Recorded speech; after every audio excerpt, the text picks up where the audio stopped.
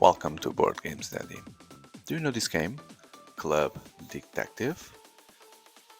It's a social deduction game slash Dixit game with cards. But it's a funny, very funny game. It's not could be taken as not a serious game because the mechanics are slightly different from Dixit.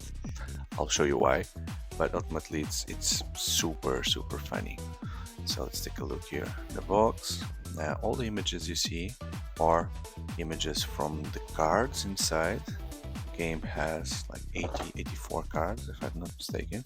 They are very like Dixit alike. And why this is called Detective Club is because, whoa, what happened here? What happened here? So it's because you'll use a magnifying glass. So this game could be played up to 1, 2, 3, 4, 5, 6, 7, 8 players. Each magnifying glass would be used by a player. And the reason why it's called Detective Club is because there will be an imposter among the players, and as a detective you will need to figure it out who that imposter is. And if you do that, you score points, which are these coins here. You score 3 points if you know who the imposter is, and if you are an imposter and you get away, you get 5 points. Okay, and how does it work? So first of all, you have the mechanic, which is a Dixit card mechanic. So the base game comes with 84 cards. Okay, let's take a look at the cards first. You won't get much from so many cards. You won't get much from the cards, but I'm just going to give you an overview of the kind of image you see here. So abstract images, they could mean many things at the same time, right? But ultimately all of them look so beautiful. You can lose yourself in the details just by looking into these cards all day, right? Look at this. And so while I show the cards, I'll just explain how it works. So you will have 6 cards in your hand, and if you are the active player, you will choose a card and give a word. So then what you do is you choose a card and you choose a word.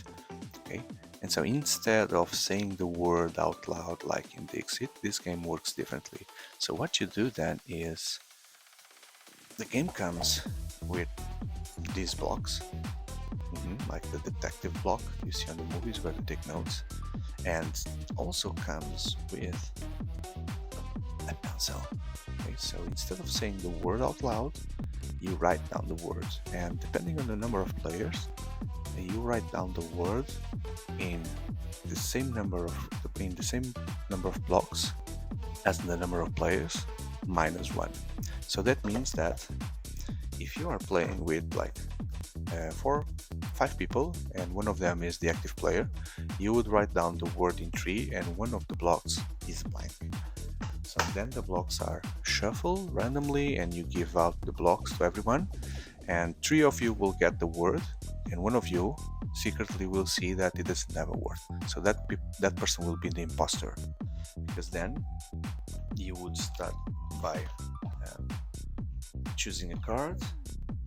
Imagine this one, and you say you think of mountain and you put the card down, and you put the card like this, and the player after clockwise will also need to choose a card from his hand and put it face up, and that player may know the word because he has the block with the word, so he will follow with the best mountain card. Or if that person is the imposter, you will need to figure it out what the word could possibly be by just looking into your card and the cards of the other non-imposters. So if the imposter is the last one to play, you will have a better luck because you will have all the cards before.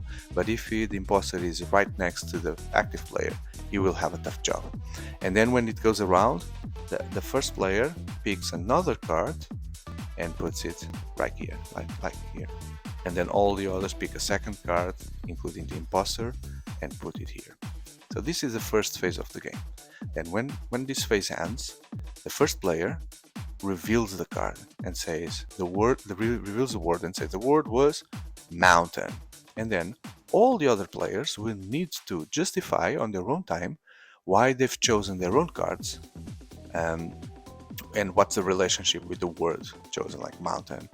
And if you by now you should have figured it out. So when it gets to the imposter will need to come up with some kind of fake history to justify why his card has to do with mountain. So you will hear lots of nonsense things and accusations between players, and like, clearly your story is made up. No, it's not made up. See, there's a small mountain thing there, so that's why I chose this card.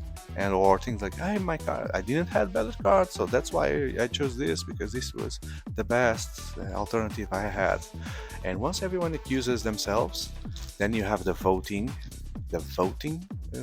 phase, that everyone clockwise will choose who is the imposter. And the imposter will get away if he gets only one vote or none votes. If that happens, he will get the 5 points, and the active player will get 4 points. So basically, the proper way for you to see this game is that the active player will need to play as a team with the imposter in order to win his share of points, but he doesn't know who the imposter is, because that's distributed randomly.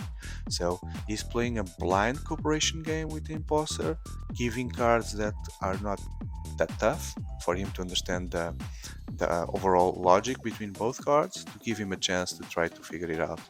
And the first player doesn't vote, so even if he wants to do accusation, he should try to help people to focus on another person than the real imposter, although he doesn't know who he is, but from the cards he may know that specific person clearly shows cards that were completely on the wrong direction.